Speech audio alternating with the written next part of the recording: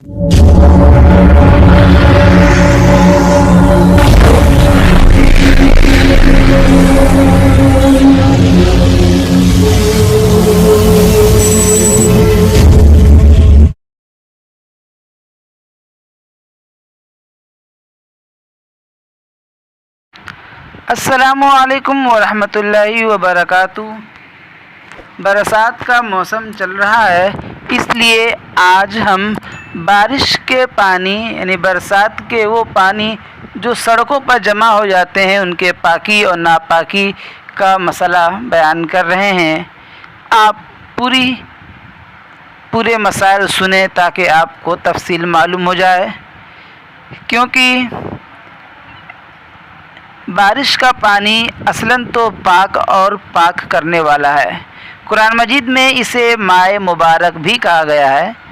अलबत्ता बारिश का पानी अगर सड़क पर जमा हो जाए और वो सिर्फ बारिश का ही पानी हो, यानी उसमें गटर के पानी या नाली के पानी या दूसरी नापाकियों और नजासतों की मिलावट न हुई हो, तो वो पानी पाक है।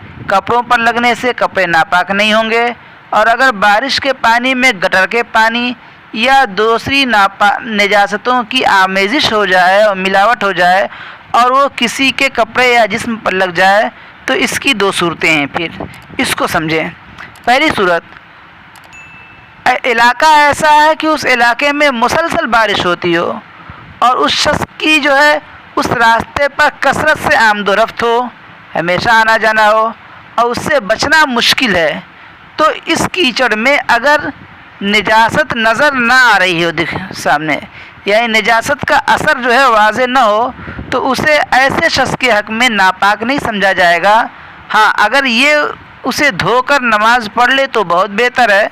और अगर बेआईनी ही निजासत नज़र आ रही है और पता चल रहा है कि नहीं इसमें नापाकी है, दिख रही है, तो फिर उसको पाक करना ज़रूरी होगा।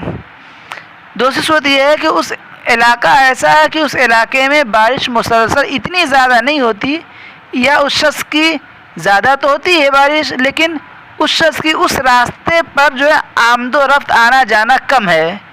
तो चूँकि उसके हक़ में ये ज़रूरत नहीं है और न ही तंगी है और दिक्कत है, तो ऐसे शख्स के लिए बहर सूरत जो है उसको पाक करना ज़रूरी होगा।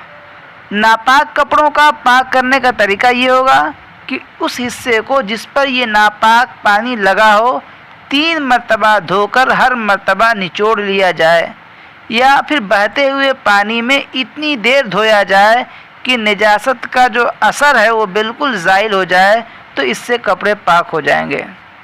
और जिस्म पर ये गंदा पानी लग जाए तो जिस्म के उस हिस्से को पानी से धोना ज़रूरी होगा।